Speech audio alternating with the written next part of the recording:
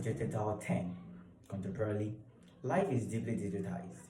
Education, finance, communication, and entertainment hinge on Ghana's digital platform. The digitization expands opportunity but simultaneously amplifies vulnerability. The CYBERSECURITY Amendments Bill 2025 emerges as the state's response to evolving digital threats. Our task today is to interrogate the bill's intended protections and its unintended systematic consequences, focusing on the 5 themes that are data and child rights, extended powers of the state institutions, threats to freedom of speech, financial and operational burden, surveillance and privacy concerns. Why cybersecurity can't be ignored? Ghana has recorded rising cases of cyber fraud, identity theft, online schemes, and attacks on institutions. This isn't distant, it happens daily on WhatsApp, mobile money, and social media. The bill strengthens the Cybersecurity Authority with rules, licensing, and oversight.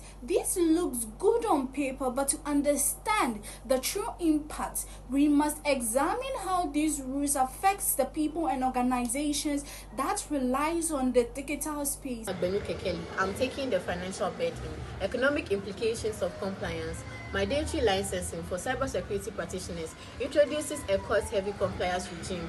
Media institutions, especially smaller community stations and digital native platforms, operate on federal revenue models. Hiring certified experts become a structural financial challenge, whereby the media people hire a certified cybersecurity experts. Especially the large stations, they can cook, but the smaller stations cannot because they are on tight budgets. This raises a fundamental question.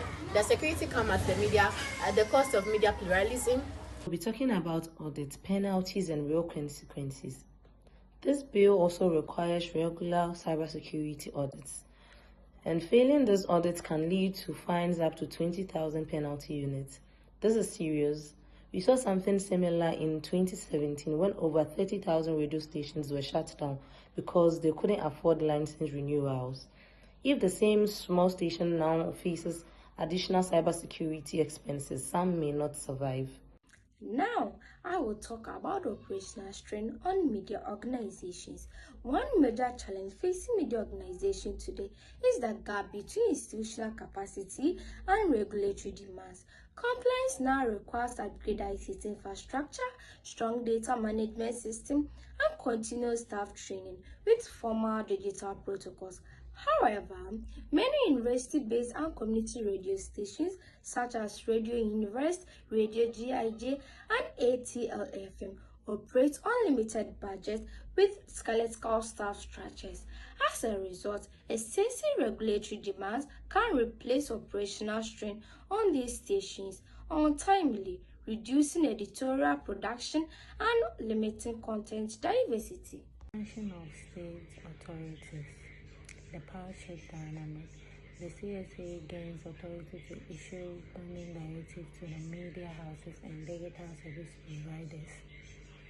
Able to comply invites sanctions, while oversight is legitimate.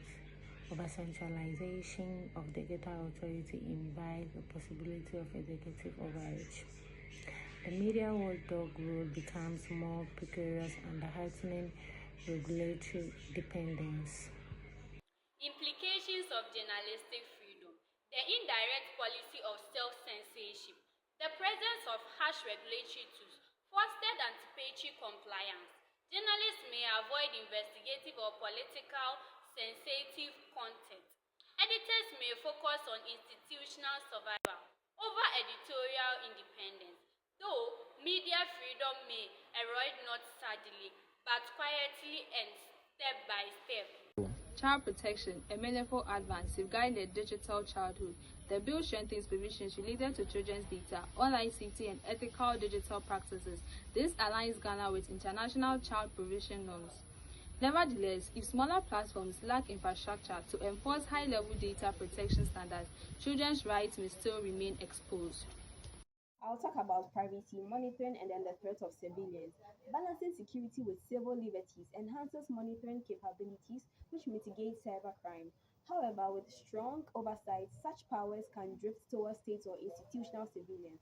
Citizens deserve clarity on data access, monitoring limits, accountability mechanisms, and digital trust, which depends on transparency and democratic safeguards. The CYBERSECURITY Amendments Bill 2025 is an important step for protecting Ghana, but protection must come with fairness. The bill introduces stronger security, but also heavy cost. It increases state power, but also risks limiting media freedom.